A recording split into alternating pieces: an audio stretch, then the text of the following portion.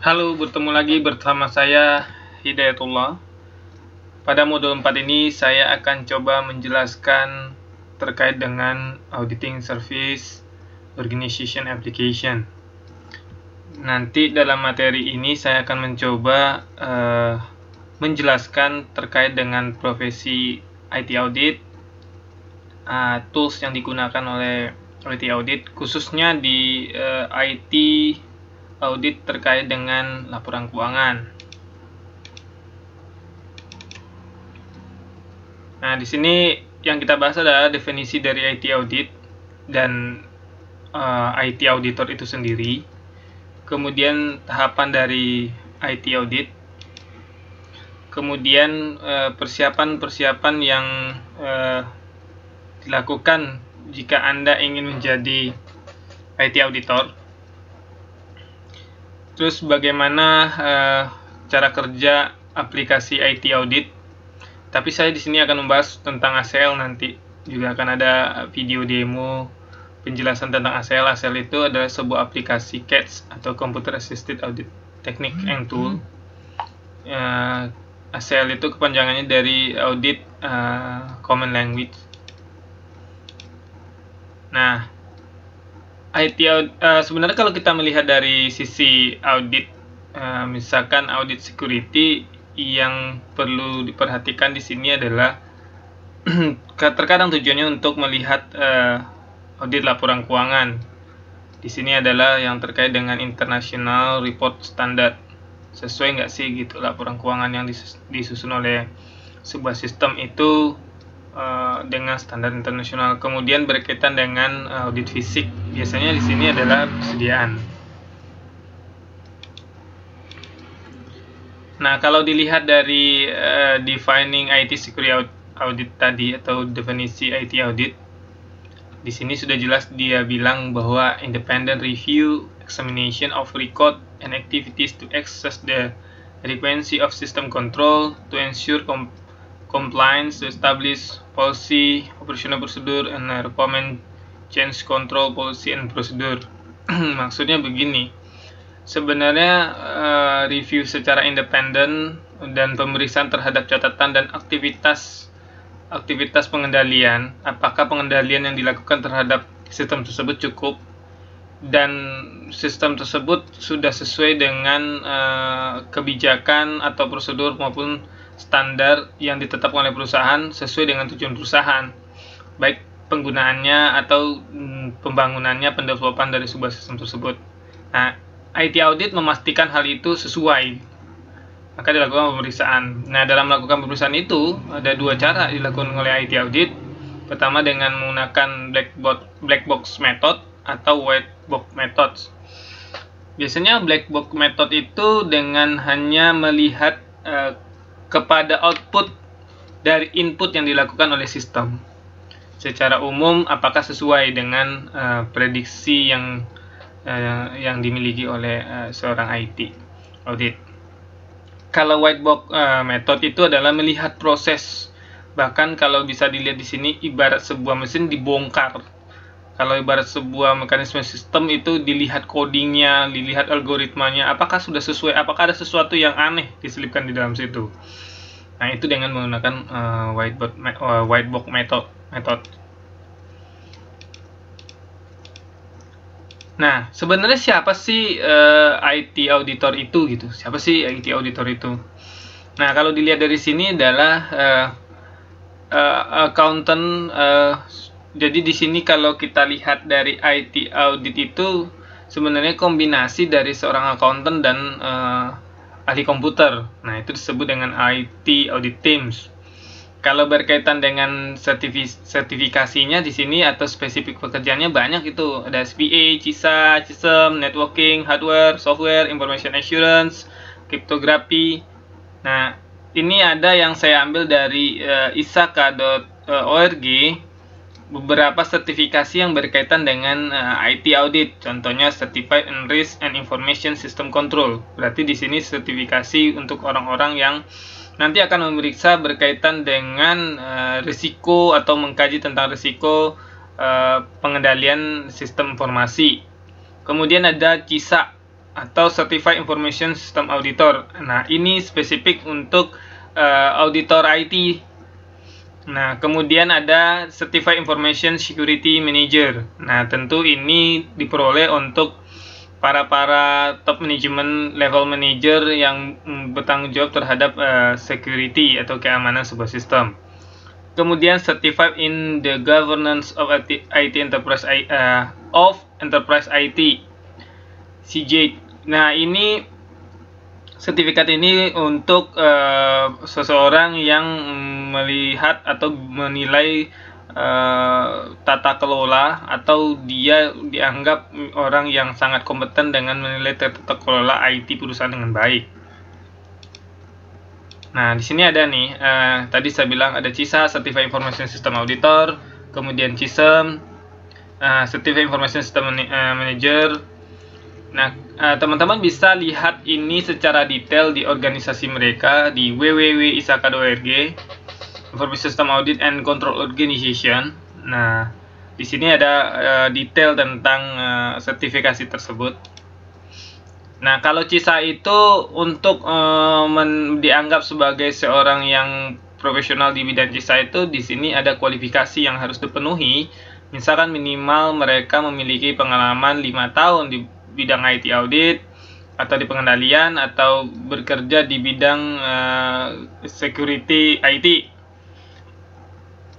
Terus memahami tentang Code of Professional Ethics di bidang IT. Kemudian memahami standar ASI auditing. Nah, biasanya kalau teman-teman mau ngambil sertifikasi ini, ada beberapa hal yang akan diuji. Salah satunya tentang management, planning, organization AS, kemudian technical infrastructure, operational practice, kemudian protection information asset. Memang sangat-sangat teknis sekali dan sangat IT sekali ya, gitu. Nah, kemudian ada disaster recovery, business continuity, kemudian business application system development, acquisition, implementation, and maintenance, kemudian business process evaluation, risk management, yang terakhir itu IS audit process. Jadi harus paham nih, ada 7 subjek yang akan diujikan untuk mendapatkan sertifikasi CISA ini. Kalau CISM, nah itu sebenarnya setelah ambil CISA bisa ngambil CISM. Atau tadi yang diuji di sini lebih banyak masalah security. Salah satunya misalkan information security governance, risk management, information security program management, information security management, response management. Nah, itulah subjek-subjek yang harus teman-teman lewati untuk mendapatkan 2 sertifikasi itu jika ingin menjadi seorang IT audit. Nah, kemudian tahapan dari IT audit tersebut, pertama ada beberapa di sini. Mari kita lihat. Saya akan jelaskan secara cepat. Pertama ada entry meeting. Jadi sebelum kita melakukan audit IT itu ya kita pertama kali bertemu dulu. Kemudian bertemu di sini biasanya kalau di kita nih, saya nih di audit keuangan atau audit itu biasanya kita sebut dengan kick off meeting. Pertama kali yang klien yang akan kita audit atau bagian yang kita audit harus menjelaskan dulu hal-hal apa yang kendala mereka. Kemudian mendefinisikan scope. Ingat, pemeriksaan itu sangat luas. Nggak mungkin semuanya kita periksa. Kita harus mendefinisikan dulu yang mana mau kita periksa, yang mana ada tujuannya apa. Kemudian mempelajari kontrol, mempelajari pengendalian yang ada di dalam. Nggak bisa kita langsung masuk memeriksa tanpa kita harus mempelajari pengendaliannya. Kemudian mempelajari kejadian-kejadian yang sebelum terkait dengan sistem tersebut. Kemudian apa sih rekomendasi auditor sebelumnya, atau kita pernah melakukan audit sebelumnya, kita lihat-lihat lagi itu hasilnya apa dulu. Kemudian barulah kita melakukan site survey, datang ke tempat. Kalau berkaitan dengan networking kita lihat jaringannya, kalau berkaitan dengan sistem kita lihat sistemnya. Kemudian kita review kebijakan-kebijakan yang ada saat ini. Kemudian kita bagikan kuesioner tentang beberapa yang harus kita tanyakan, yang itu mempercepat kita untuk melokalisasi atau menyempitkan permasalahan. Kemudian mendefinisikan objektif tujuan dari pemeriksaan. Kemudian barulah kita buat rancang perencanaan audit atau checklist. Nah, di sini ada nih mendefinisikan objektif dan data collection. Nah, di sini ada beberapa bagian yang harus kita lihat. Nah, di sini teman-teman bisa lihat sendiri. Nah, tahap pertama adalah tahap planning. Dari tahap dari IT audit itu tahap pertama adalah tahap perencanaan. Semua hal pekerjaan itu pasti tahap pertamanya adalah perencanaan. Mau audit keuangan, audit IT, pasti pertama kali adalah planning. Planning ini menentukan bagaimana sebuah pekerjaan itu berjalan nantinya, merencanakan berkaitan dengan waktu, orang-orang, alat-alat yang digunakan itu berada di sisi planning. Dan kemudian sampai reportnya seperti apa nanti. Kemudian fase testing, setelah kita merencanakan, kemudian kita melakukan pengujian atau tes terhadap apa yang akan kita audit. Kemudian ketiga itu adalah membuat fase laporan, merencanakan, menguji, kemudian membuat laporan atas audit tersebut. Nah, di sini ada nih testing fase itu maksudnya di sini bertemu dengan site manager. Kemudian kita meminta data, iya kan? Meminta data apa saja yang kita butuhkan dalam proses audit. Kemudian bagaimana cara mengambil data dan kapan data itu bisa kita peroleh. Dan kemudian siapa saja yang terlibat, siapa saja yang berkaitan dengan data tersebut. Kemudian kita melakukan diskusi, tanya jawab terkait dengan informasi yang kita butuhkan. Nah, data collection di sini harus berbasis scope. Nggak mungkin semua data diambil, nggak ada hubungannya sama pemeriksaan. Ngapain kita harus ambil data tersebut? Jadi kita ambil data-data yang terkait dengan pemeriksaan kita, terkait dengan objek pemeriksaan kita saja. Tipe-tipe data atau jenis data yang perlu kita ambil, pertama berkaitan dengan informasi berkaitan dengan physical security. Kemudian physical security, data-data terkait dengan itu. Bisa juga data-data kita peroleh melalui informasi dari staff. Kita lakukan yang namanya interview, tanya jawab, segala macam. Pokoknya informasi yang tujuannya adalah kaitannya dengan audit kita. Kemudian kita melakukan pengujian, apa saja yang kita tes. Kita ambil satu sampel sebagai macam yang terkait dengan tujuan pemeriksaan kita. Kemudian kita nilai kontrol dari akses. Misalkan gini, komputer ini misalkan di password nggak sih gitu? Tadi uji. Kalau misalkan berkaitan dengan komputer. Kemudian reporting fase di sini adalah biasanya kita menyajikan summary report.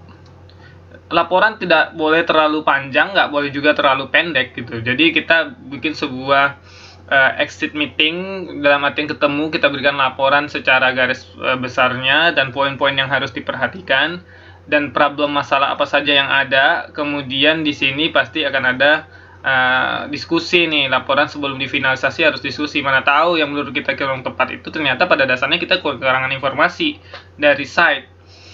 Kemudian di sini ada sebuah rekomendasi yang harus kita berikan.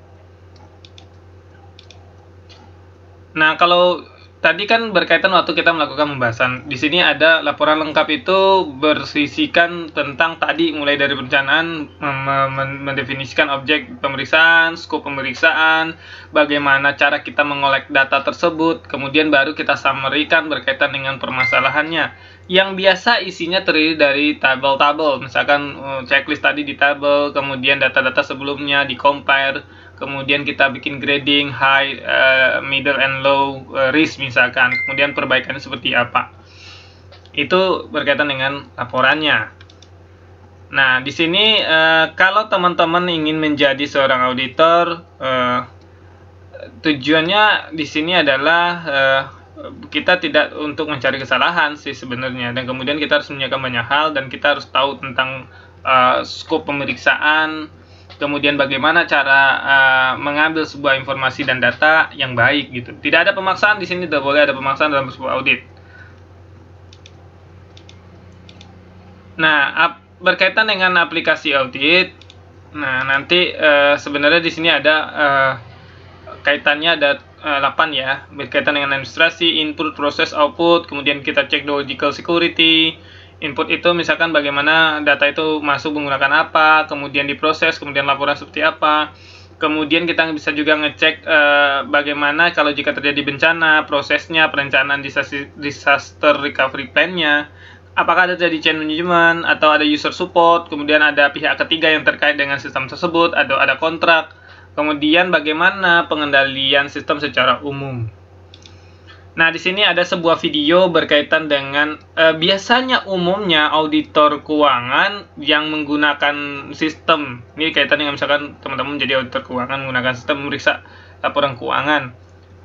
Ada sebuah aplikasi atau software yang umum digunakan yaitu ACL. ACL itu jenis GAS, General Audit Software.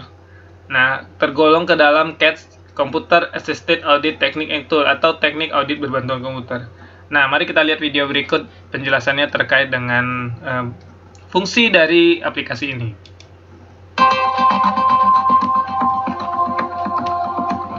Thank you for joining us today for a brief introductory overview of Audit Exchange database connectivity.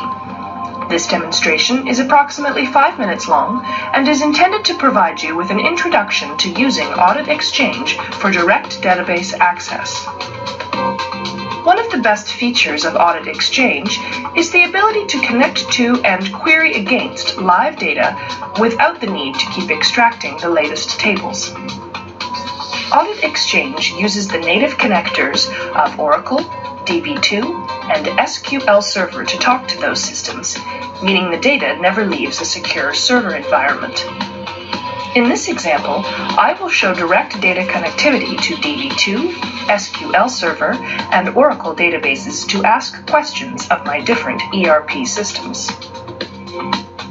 In all cases, Audit Exchange's technology is read-only and does not have any write capability to source database tables. In the project that is open right now, I can make a connection to an ERP system that runs on IBM's DB2, and I can look at my customer data using my live connection to that database, provided that I enter a user ID and a password that has read credentials. I can also look at my vendors, which may reside in another ERP system running on Microsoft's SQL Server. This enables me to start creating data analytics on database tables using ACL Desktop, thanks to these Audit Exchange connections. Once created, these connections are always available to me and will show me live data in those tables for me to then use ACL Desktop's powerful analytic capabilities. But what if I want to access more data? I also have an Oracle database that contains HR and employee information that I need a live connection to. And the data I need resides in two tables that are related to each other. After I establish a connection, I need to perform a duplicate payments test, also in Oracle. So let's see how we can set up a new connection and perform critical analysis on live data. I only need to set this up once, so using the same project, I'm going to use ACL's Data Definition Wizard to create my connection to Oracle. Using the Data Definition Wizard is similar to connecting to any other table, only this time I'm going to ask Audit Exchange to make a connection to my Oracle ERP system. I'm going to use a database profile that, again, is set up with a read-only account, and the tables that are available to that user will depend on who I connect. I'm going to select my employee master, but also my employee details information. The two tables are joined together, so Audit Exchange will ask me what key to use to link those two tables. I'm going to choose Employee ID.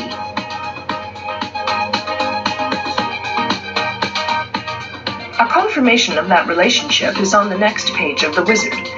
When I select Next, I'm able to select fields from both tables.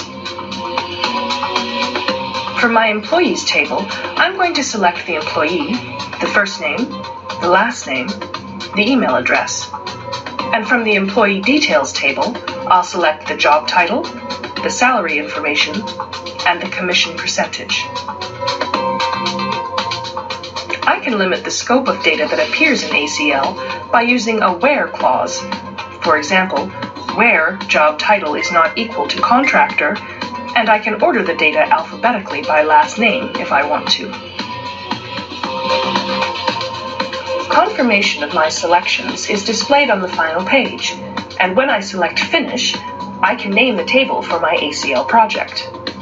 When I select OK, I'll get a view directly into Oracle of the data I have selected. So now I have a connection to live tables in Oracle that do not need to be extracted in order for me to analyze them.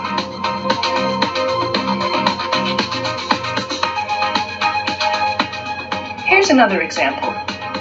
Notice that in my project I have no tables that relate to payments, but I do want to perform a duplicate payments test. Here I have a script that will do a number of things. It will make a direct connection to tables in Oracle. It will analyze a year's worth of payments to see if there are any duplicates based on same vendor, same date, same amount, with a similar invoice number, but it doesn't have to bring over the entire data population into my project. It will just show the exceptions. If I right-click and run the script, the analysis is done within the Oracle ERP database, and the result set is brought over to the Audit Exchange server. The result contains only 20 records from an original population of hundreds of thousands of rows of data. Just to recap, using Audit Exchange to directly connect to source database tables means there's no requirement to extract large data populations in advance of data analysis. Users may then decide to extract the exceptions of their analysis to the Audit Exchange server if they want to. This means that data is secure and does not need to be pulled down to the user's workstations. Audit Exchange connectivity uses the ERP's native connectors for Oracle, DB2, and SQL Server. There are no ODBC requirements. And analysis at source is extremely fast because it is performed by the CPU of the Audit Exchange server. Thanks for watching. For more information about this presentation and to discover more about Audit Exchange's capabilities, visit acl.com or speak to an account manager.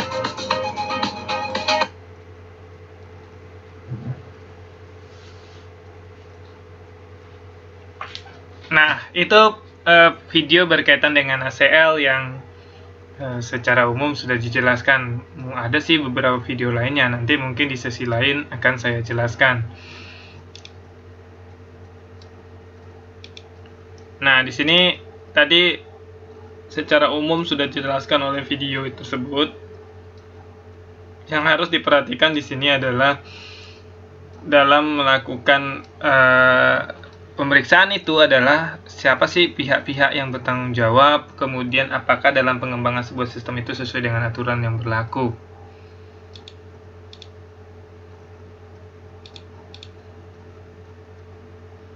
Nah, ini juga ada di sini.